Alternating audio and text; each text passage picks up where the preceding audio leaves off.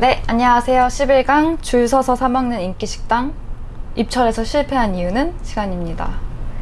네, 실패한 이유는 전략이죠. 네, 수주 전략을 잘못 세웠기 때문에 실패한 거다. 뭐 이런 이야기를 다루는 강의인데요. B2B 영업에서 말하는 전략이란 무엇이고 어떻게 개발할 수 있는지 한번 설명 부탁드립니다. 네. 우선 우리 수주 영업의 정의는 이런 거잖아요. 규모가 큰 사업의 세일즈에 성공하는 거. 네네. 이걸 수주라고 합니다. 그러니까 세일즈예요. 세일즈인데 네. 규모가 클수록 이제 프로세스가 정교해지고 네. 필요한 도구들이 많죠. 그래서 다시 한번 복습하는 의미에서 네. 수주의 큰 프로세스를 설명을 하면 네. 첫 번째는 영업의 첫 번째 정의가 정보 수집 활동이었잖아요. 네. 그래서 정보를 체계적으로 수집을 해야 되고 체계적으로 정보 수집하는 도구를 캡처 플랜이라고 해요. 그래서 캡처 플랜은 이번 사업의 기회 네. 자, 요 1조짜리 해외에 싱가포르의 지하철 공사 구간 이 사업 이걸 오퍼튜니티라고 해요. 네네네. 거기에 대한 그 사업에 대한 정보를 모으는 걸 캡처 플랜. 고객에 대한 정보를 모으는 게 어카운트 플랜. 근데 이제 사업의 규모가 크면 이번 사업에 대한 정보를 모으는 게 중요하니까 네네. 그 정보 수집하는 활동을 캡처 네. 플래닝이라고 해요. 캡처 플랜에 정보를 채워서 전략을 개발하는 것. 네.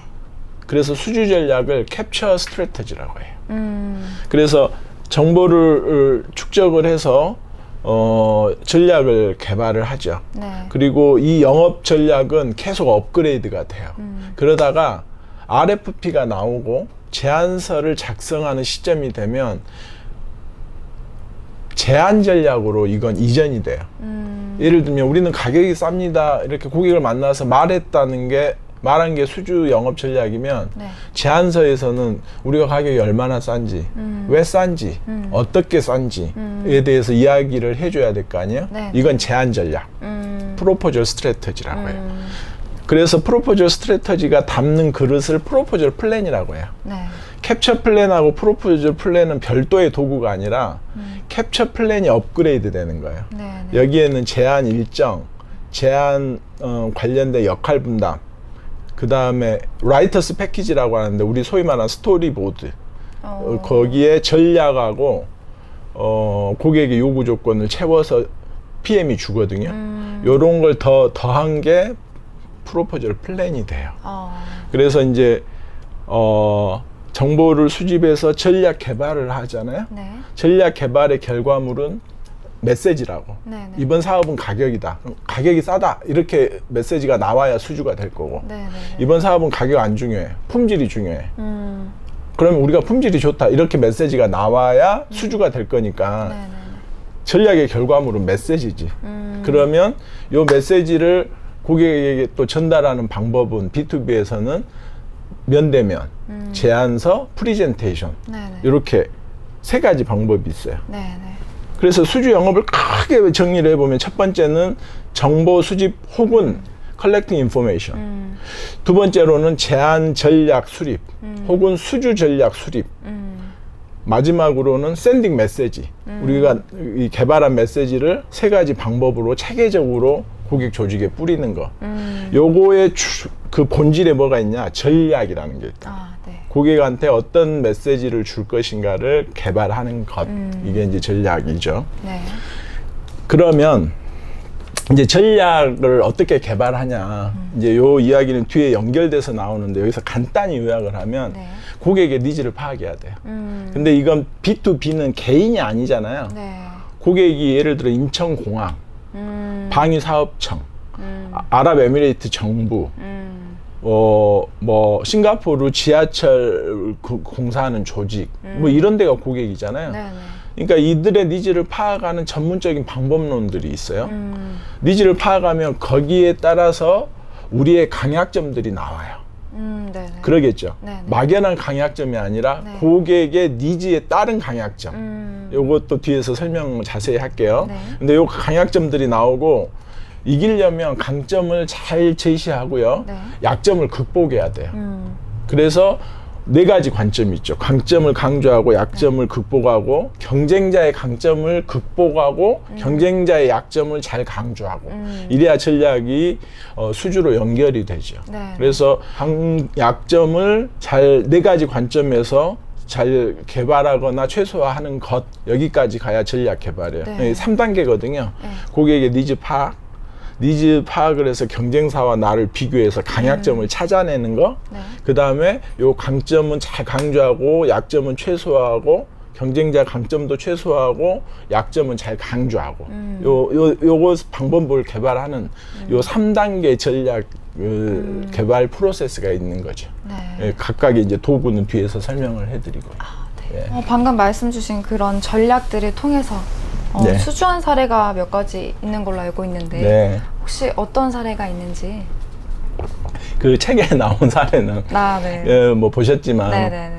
그 뭐 이름 밝혀도 되지 뭐 이게 이제 급식업이라고 합니다. 혹은 네. 이제 그 업계를 F&B라고 해요. 네. 예, 뭐 푸드 앤 베버리지 이래서 F&B 업. 이 산업이 크죠. 네. 왜냐하면 우리 전부 외식을 하니까 예를 들면 학교 식당부터. 네. 근데 이게 대표적인 게 세브란스 신촌병원 네. 푸드코트. 근데 그 규모가 상당해요. 그 당시에 제가 이게 아마 한 5, 6년 전의 이야기인데 그 당시에 400억 그걸 운영하면 연간 매출이 그리고 3년 계약하니까 그거 1200억짜리 계약. 대단하죠. 네네. 밥 팔아가지고 1200억. 네. 그래서 그 해 질 규모가 큰 사업 중에 하나죠. 1200억은 큰 거거든요. 근데 이제 제 고객이 불러서 갔더니 할아버지 CEO가 네. 이런 표현을 쓰시더라고. 이 사업은 내정돼 있다. 이런 말을 많이 써요. 내정됐다는 건 공식적으로 정해지진 않았지만 고객하고 긴밀하게 네.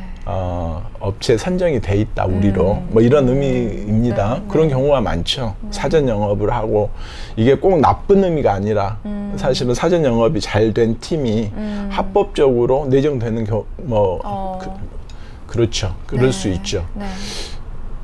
그런 것 같더라. 왜냐하면 뭐 본인이 사실은 그 연세대 동문회 부회장이시고 또 병원의 기부금 규모도 합의가 돼 있고 이야기를 들어보니까 그런데 PT 코칭을 좀 해달라. 네.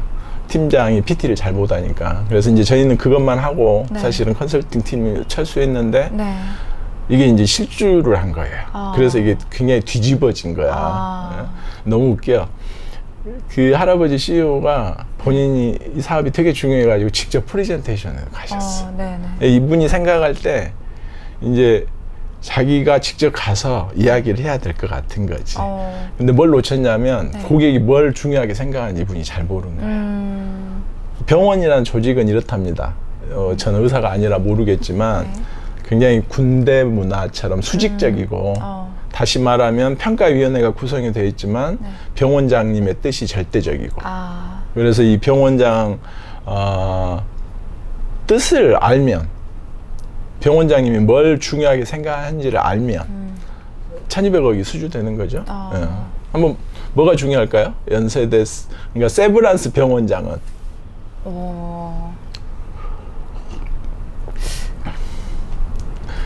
글쎄요. 예, 잘 모르죠. 네. 근데 이제 이런 거래요.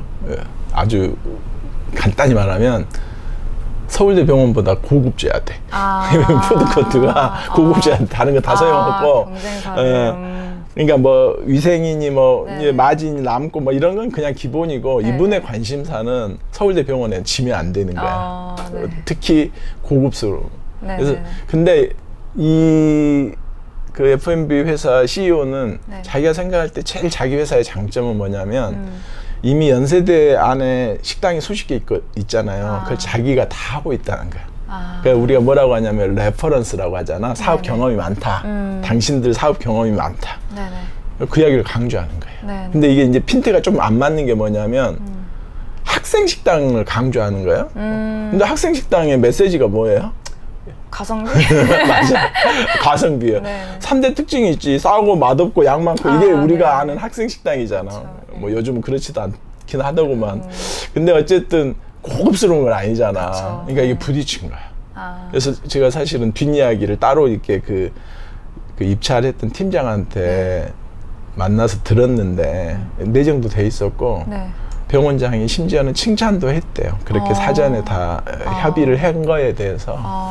근데 현장에서 들어보니까 자기가 원하는 그림하고 좀 다른 거예요. 그래서 실무자들한테 미안하지만 업체를 바꿔야겠다.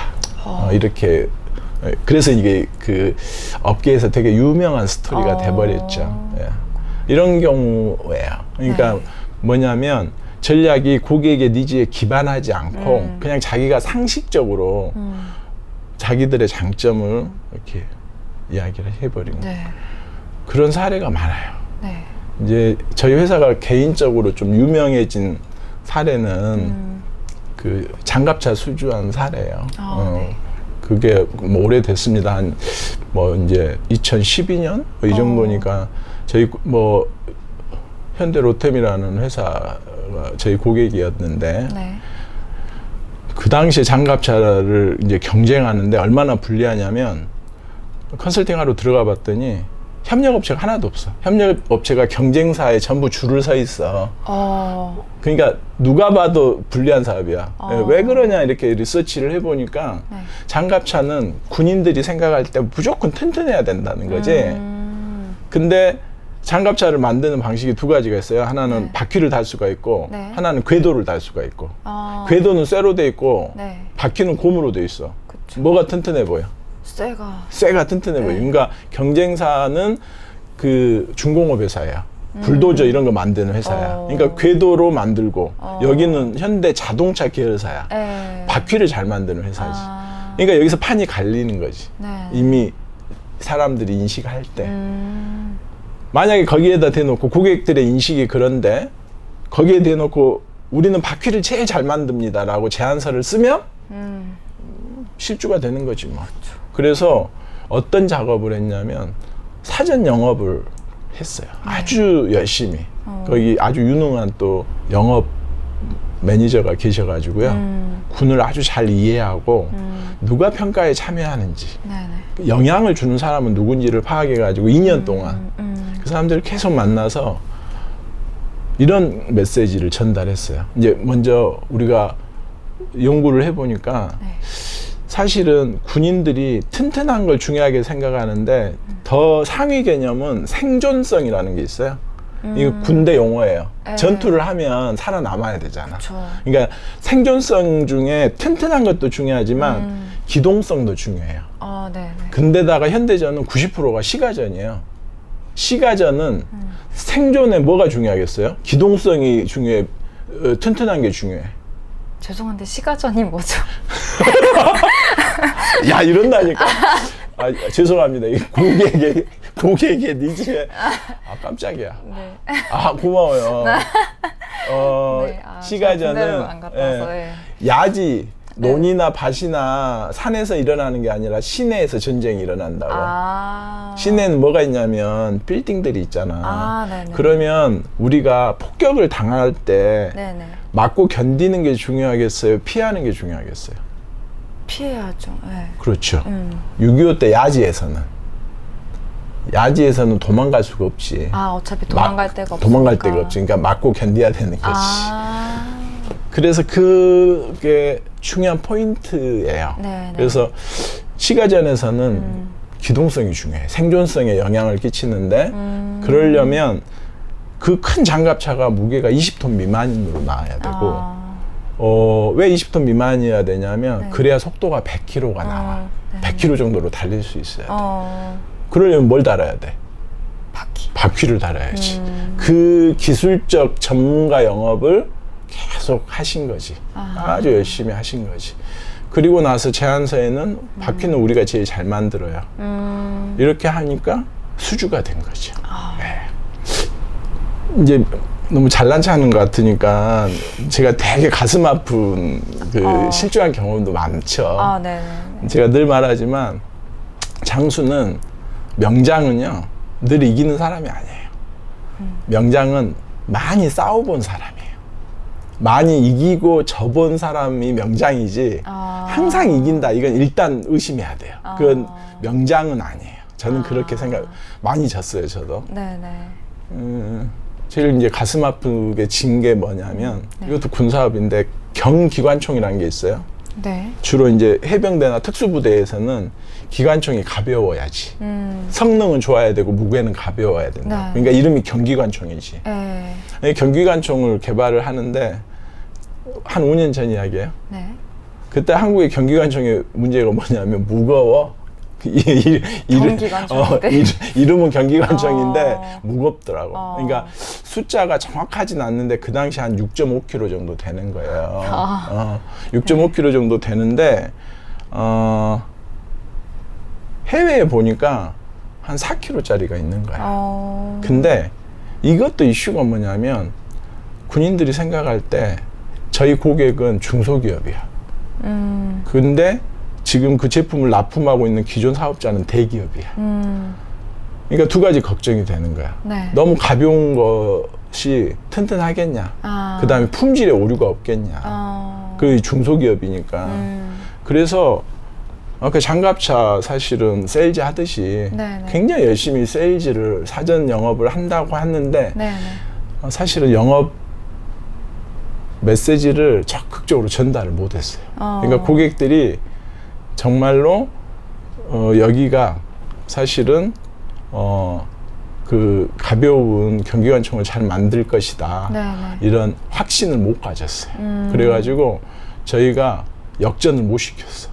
기존 사업자한테 졌어요. 왜냐하면 뭐 2kg 무거워도 튼튼한 게 중요하지 이런 인식이에요. 근데 사실 이것을 최근에 저희가 저번 주에 있었던 일인데 같은 사업인데 이제 수주를 했거든요. 조금 다른 사업이긴 하지만 어떻게 했냐면 네. 사실은 경기관총 무게가 큰 차이가 아닌 것 같지만 네. 이제 군도 그렇다고 해요. 디지털라이제이션이 되면 네네. 옛날 군인들처럼 완전 군장 이런 개념이 없어져요. 그러니까 예를 들어 군장을 30kg를 했다. 네. 그러면 36kg나 34.5kg나 36.5kg나 34kg나 거기잖아요. 네네. 근데 군장이 없다. 6.5kg, 4kg는 30% 차이잖아. 네. 이거 엄청 디지털라이제이션이 돼버리면 이 무게가 되게 중요해지는 거잖아요. 네네. 그 점하고 그 다음에 이제 해외에서 우리가 무기를 가져오는데 네. 그걸 엄밀한 품질 검증 어떤 단계나 기관들이 있어요. 네. 그래서 사전적으로 다 그 품질 검증을 받은 거지. 네. 그래서 평가위원들이 신뢰할 수 있게. 또 하나는 여기는 중소기업인데 고객들이 오셔서 네. 첨단 시설을 본 거예요. 대기업 오히려 그 대기업은 사실은 계속 경쟁자가 없었기 때문에 이 중소기업이 경쟁이 안 됐기 때문에 공장에 투자를 안 해서 오히려 훨씬 노후화되어 있는 거예요. 그래서 고객들이 이걸 본 게 굉장히 컸고 그 다음에 시설이 노후화되다 보니까 군에서 요구하는 수준의 성능이 안 나오고 있었던 거죠. 기존으로. 그래서 저희가 이번이 진짜 마지막 기회다. 네. 사활을 걸고 얼마나 사활을 걸었냐면 저희 컨설턴트들이요. 네. 25시간인가? 마지막 날 작업을 하니까 아시겠지만 망막이 상할 정도까지 맞아요. 네. 정말 사활을 걸고 해서 0.1점 네. 차이로 이겼다는 거 아니야? 이게 기적 같은 일이에요. 왜냐하면 입찰을 해보니까 대기업끼리 싸워도 쉽지가 않은데 중소기업은 일단 정량 평가에서 많이 져요. 그래서 이제 그걸 국가에서 보완해 주려고 중소기업 가점 이런 거 해야 겨우 맞추거나 그래도 불리해요. 왜냐하면 대부분이 정량 평가는 돈에 관련된 건데 중소기업은 돈이 없잖아. 네네. 그러니까 생각보다 너무 힘들어요. 너무 힘들어. 근데 이걸 기술 제한 점수에서 많이 이겨서 겨우 이걸 극복한 거죠. 그래서 저희 직원들 뭐 박수 치고 난리 났었죠. 네, 저번 맞아요. 주에. 근데 5년 전에 저는 그거 너무 가슴 아팠다고. 중소기업이 져가지고. 그래서 조금 풀리긴 했죠. 네, 오늘은 수주 전략에 대한 이야기와 사례 들어봤습니다. 감사합니다. 그래서 저희 유튜브 3원칙이 있죠. 좋아요, 구독할 필요 없어요. 없어요. 그리고 결론부터 말해요. 시간 끌기 없어요. 그 재미도 없어요.